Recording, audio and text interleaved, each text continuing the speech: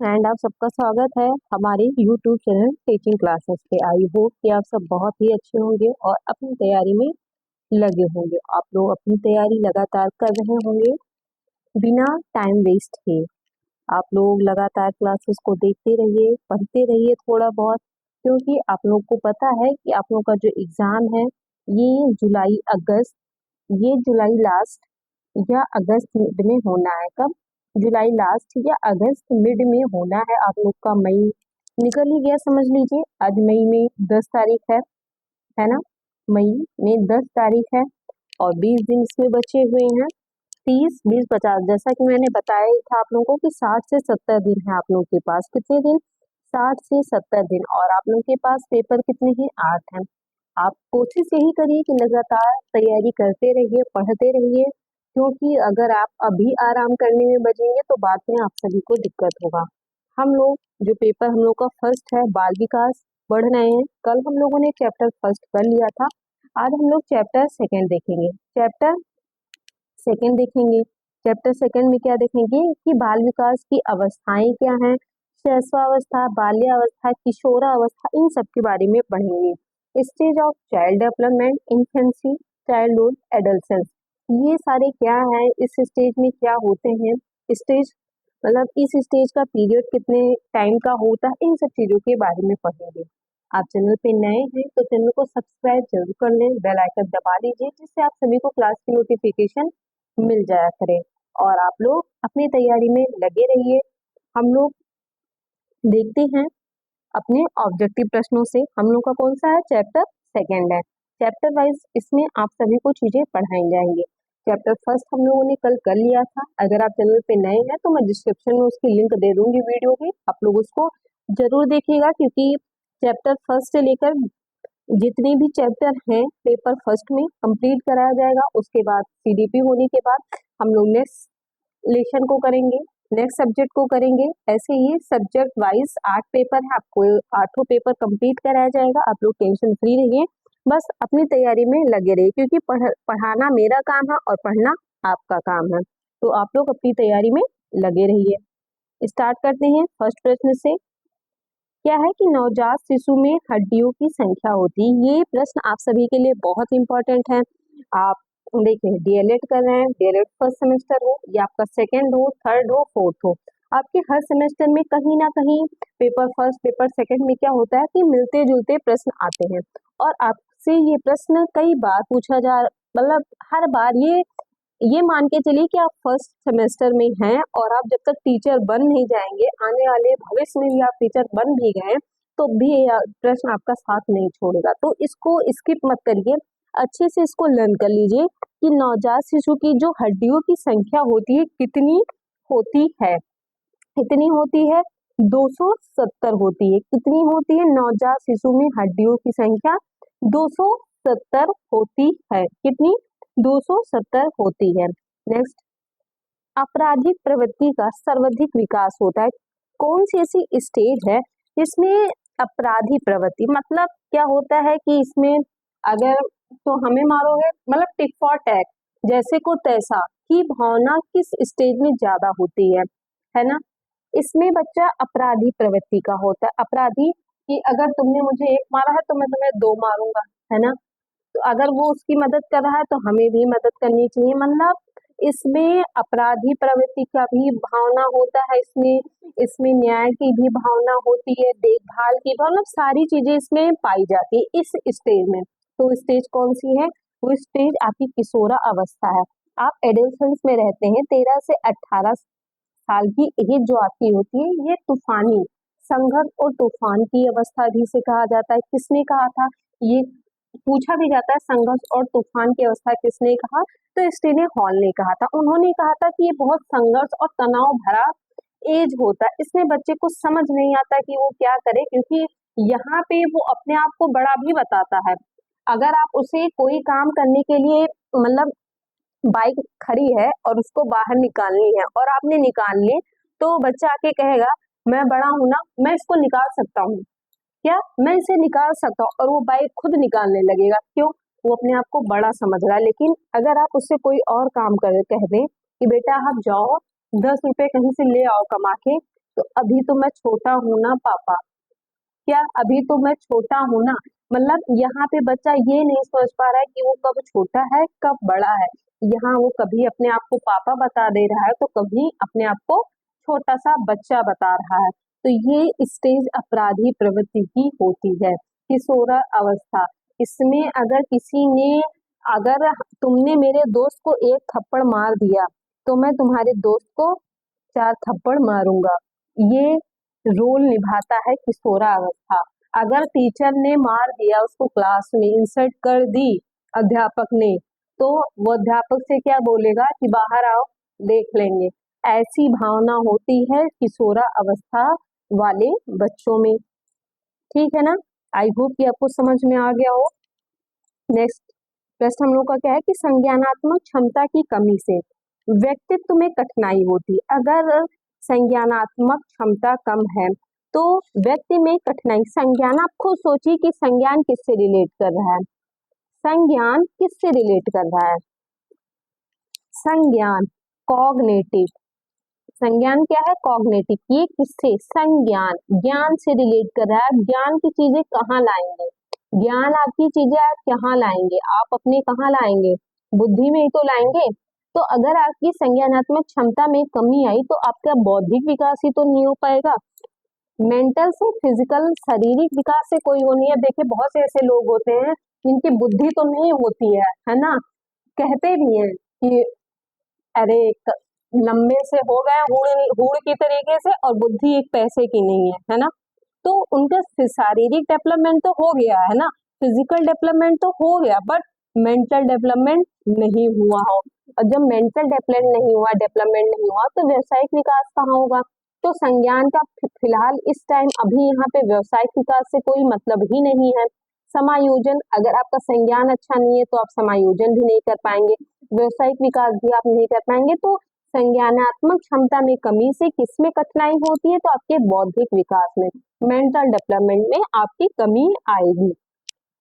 Next हम लोग देखते हैं बुद्धि का विकास लगभग पूर्ण हो जाता है। कौन सी ऐसी अवस्था है जिसमें बुद्धि का विकास पूर्ण हो जाता है, लगभग पूछा है, लगभग पूर्ण हो जाता है। तो आपकी शैशवावस्था है, बाल्यावस्था है, किशोरावस्था, ये तीनों ऐसी स्टेज है, कैसी, ये तीनों ऐसी स्टेज है जिसमें बुद्धि का विकास क्या होता है, लगभग पूर्ण हो जाता है। मतलब किशोरा अवस्था तक तो पहुंचे जितना भी आपका मेंटल डेवलपमेंट होना होगा, जैसे भी आपको फ्यूचर में बनना होगा ना, आपके हाव भाव सब आपके दिख जाते हैं कि ये बच्चा फ्यूचर में आगे चल के करेगा। क्यों, क्योंकि वहां तक आपका मेंटल डेवलपमेंट हो चुका है, आपने ये सोच लिया है कि मुझे आगे चल के क्या करना है क्या नहीं करना है।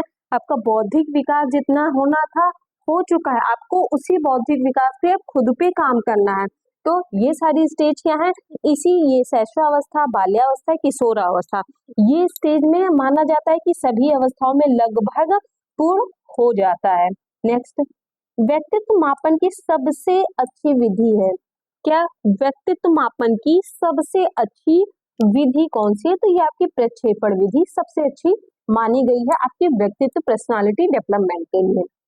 नेक्स्ट, भाटिया बैटरी परीक्षण है। भाटिया बैटरी किससे है, तो भाटिया बुद्धि, ये भाटिया बैटरी किससे है, ये बुद्धि के मापने से है। भाटिया बैटरी परीक्षण किससे है, ये बुद्धि मापने से है।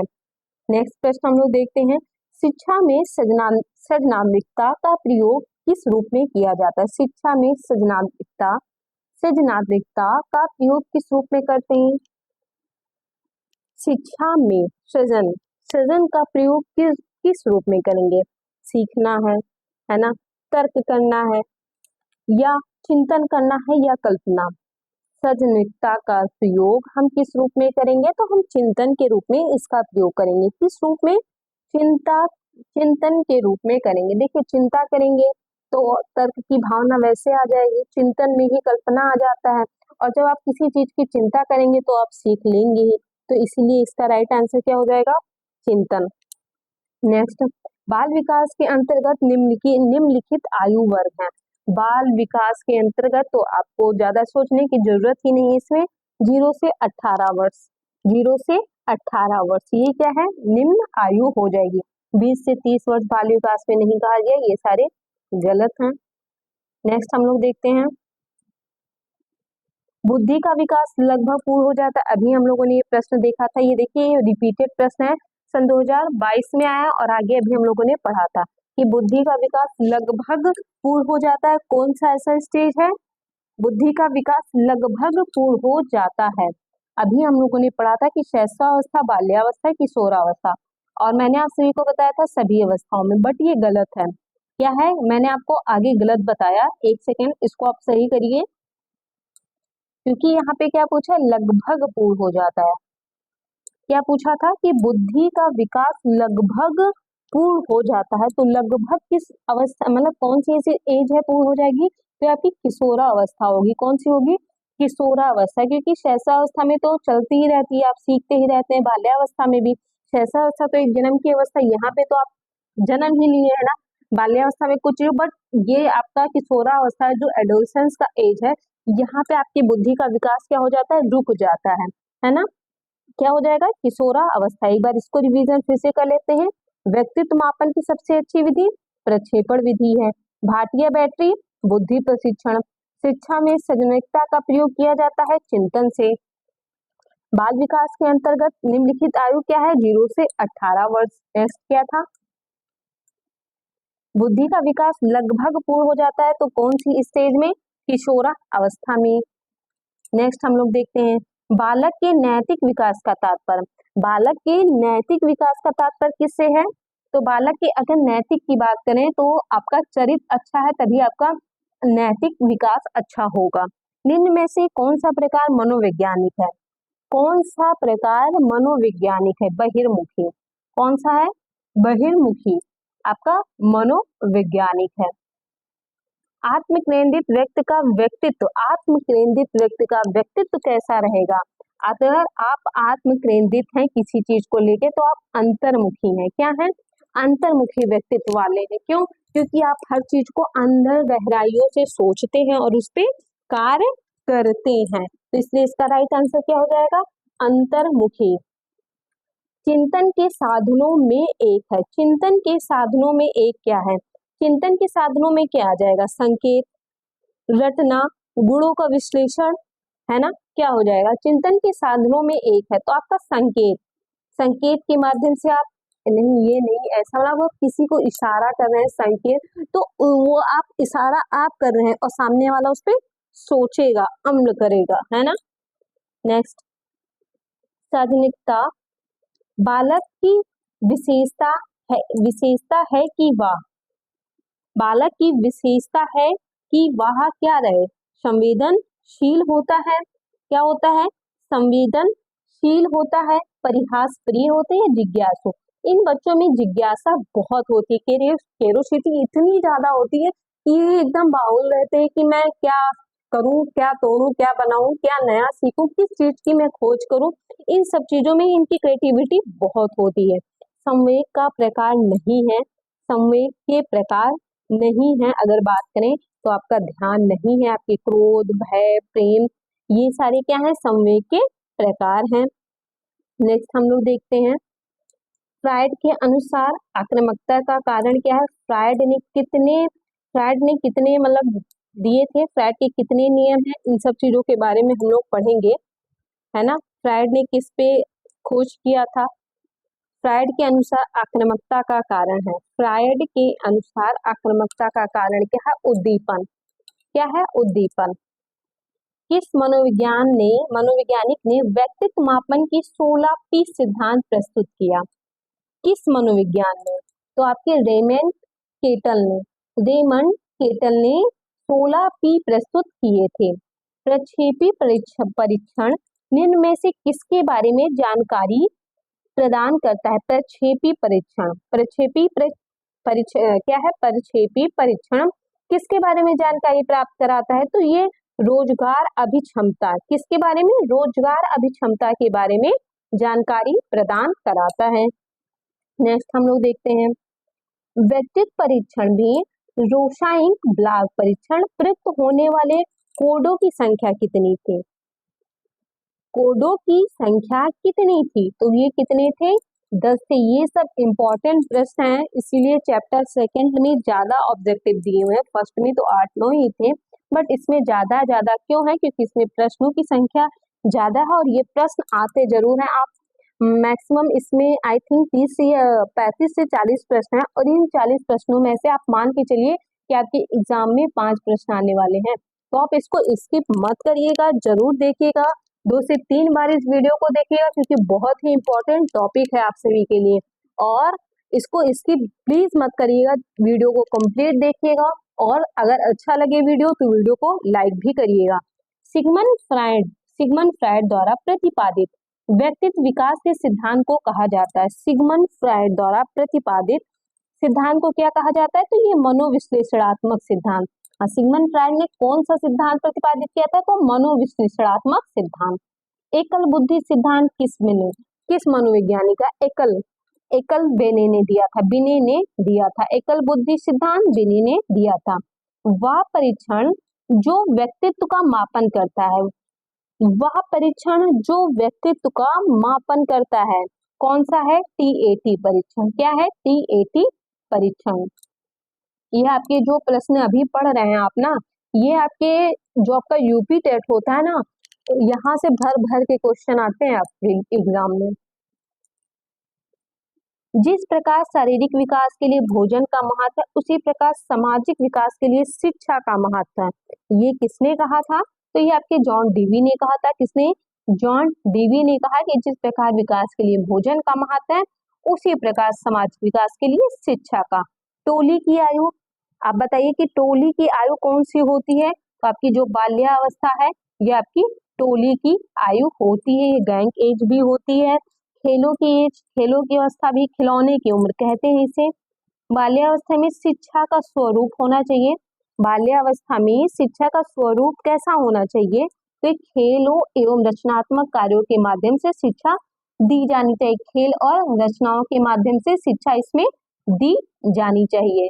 नेक्स्ट, बालक के मानसिक विकास के लिए शिक्षक को करना चाहिए। बालक के मानसिक विकास के लिए शिक्षक को क्या करना चाहिए? स्नेह और सहानुभूतिपूर्ण व्यवहार, सदा आचरण प्रस्तुत करना या उपयुक्त शिक्षण विधि का प्रयोग करना चाहिए, है ना? या क्या करना चाहिए? ये सभी। तो एक बालक के मानसिक विकास के लिए शिक्षक को ये सभी कार्य करने चाहिए कि स्नेहपूर्ण व्यवहार करे, सदा आचरण प्रस्तुत करें, कि उसके सामने अच्छा रोल मॉडल बने आप, उपयुक्त शिक्षण विधि का, जिससे क्या हो, आप क्लास को एक सरल मेथड में पढ़ा चुके हैं, बच्चों को समझा सकें। कल्पना के विकास के लिए शिक्षा में निम्न बातों का ध्यान रखना चाहिए। कल्पना के विकास मतलब अगर आप किसी का मानसिक डेवलपमेंट करना चाहते हैं तो भाषा विकास पर ध्यान रखना चाहिए। कहानी सुनाना चाहिए। ये प्रश्न इंपॉर्टेंट है, बार बार पूछते हैं एग्जाम में आपके। बहुत इजी भी है काल्पनिक खेल, इसलिए इसका राइट आंसर उपयुक्त सभी हो जाता है।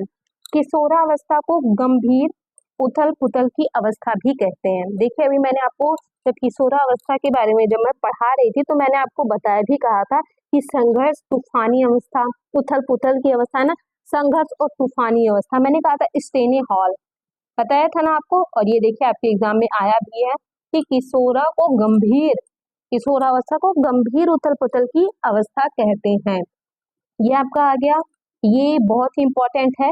मानसिक आयु वास्तविक आयु इंटू 100 सूत्र मापन की जाती है। तो ये किसकी, मतलब ये क्या निकालने का सूत्र है? तो ये बुद्धि लब्धि निकालने का पूछता है। MA दे देता है आपकी कि मानसिक आयु किसी बच्चे की 10 है और वास्तविक आयु MA/CA। आपकी करंट एज क्या है?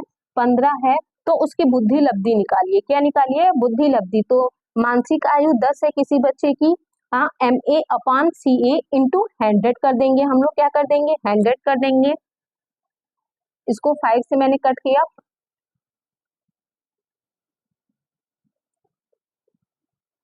ऐसे ही इसको कट करके निकाल देते हैं ना। कुछ इजी हम लोग ले लेते हैं। MA आपका अगर 5 है, वास्तविक आयु आपकी 10 है, इंटू 100, 10/10, ये 10 से कट गया, 100 हो गया है ना, 10 10 जा, फिर 10 इंटू 5 यानी 50 आपकी क्या हो जाएगी? बुद्धि लब्धि किसी बच्चे की अगर मानसिक आयु 5 है और करंट एज उसकी 10 दी हुई हो और उसकी बुद्धि लब्धि निकालनी है तो कितना हो जाएगा, 50 आ जाएगा। वह मानसिक योग्यता जिसके द्वारा व्यक्ति किसी नवीन रचना को प्रस्तुत करता है तो कहलाता है वह मानसिक योग्यता, वह मानसिक योग्यता जिसके द्वारा व्यक्ति किसी नवीन रचना को प्रस्तुत करता है तो क्या कहलाता है, सृजनात्मकता। सृजनात्मकता। नेक्स्ट, शारीरिक रचना, बुद्धि रुचि, व्यक्तित्व आदि में एक व्यक्ति को दूसरे व्यक्ति से भिन्न करता है। कैसे भिन्न करता है, तो ये व्यक्तित्व भिन्नता है। शारीरिक रचना है ना, बुद्धि रुचि व्यक्ति के व्यक्तित्व आदि में एक व्यक्ति से दूसरे के व्यक्तित्व से भिन्न करेगा।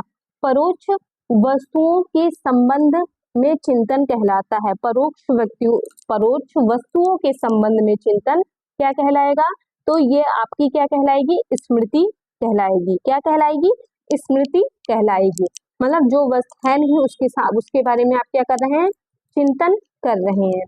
किसी समस्या का समाधान करने के लिए गत अनुभवों को नए ढंग से समायोजित किया जाना कहलाता है।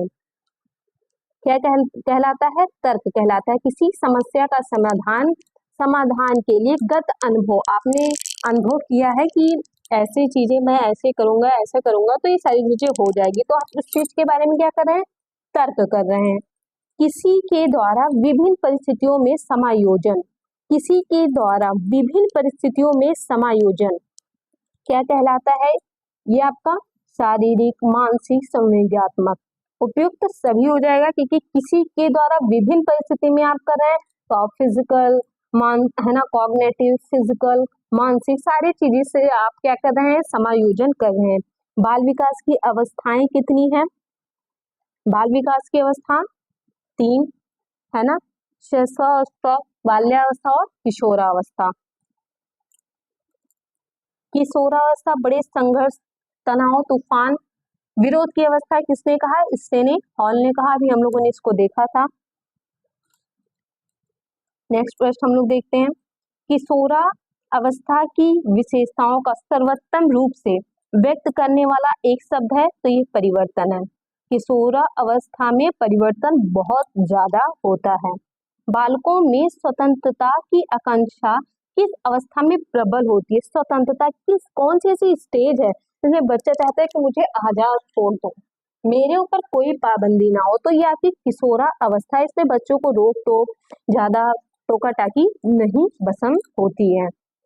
CAT परीक्षण किस आयु के बच्चों के व्यक्तित्व मूल्यांकन करने हेतु की जाती है, CAT परीक्षण, तो ये आपका है 3 से 11 वर्ष के बच्चों के आयु के लिए की जाती है, 3 से 11 वर्ष के। प्रतिभाशाली बालक की बुद्धि लब्धि ये कितनी होती है, 140 से अधिक होती है। कितनी होती है, 140 से अधिक होती है। हम लोगों ने ऑब्जेक्टिव प्रश्नों को देख लिया। आई होप कि आप सभी को वीडियो अच्छी लगी हो। ऑब्जेक्टिव प्रश्नों को देख लिया है, हम लोग नेक्स्ट वीडियो में अति लघु प्रश्नों को देखेंगे, इसके इम्पोर्टेंट, और लघुत्तरीय प्रश्नों को देखेंगे। आई होप कि आप सभी को वीडियो पसंद आई हो। वीडियो पसंद आई हो तो ज्यादा से ज्यादा वीडियो को शेयर करिए, चैनल को सब्सक्राइब कर लीजिए। अगर आपने अभी तक चैनल को सब्सक्राइब नहीं किया है, बेल आइकन जरूर दबा लीजिए और नोटिफिकेशन का, जिससे आपको नोटिफिकेशन मिल जाए। अगर आपने पार्ट फर्स्ट नहीं देखा है, चैप्टर फर्स्ट नहीं देखा है, तो मैं डिस्क्रिप्शन में उसकी लिंक दे दूंगी, आप उसको भी जरूर देखिएगा और कमेंट में बताइएगा कि आपको कैसी लगी मेरी क्लास। और आपको PDF चाहिए तो आप हमारे टेलीग्राम चैनल से जुड़ जाइए। मिलती हूँ आप सभी से नेक्स्ट वीडियो में। धन्यवाद।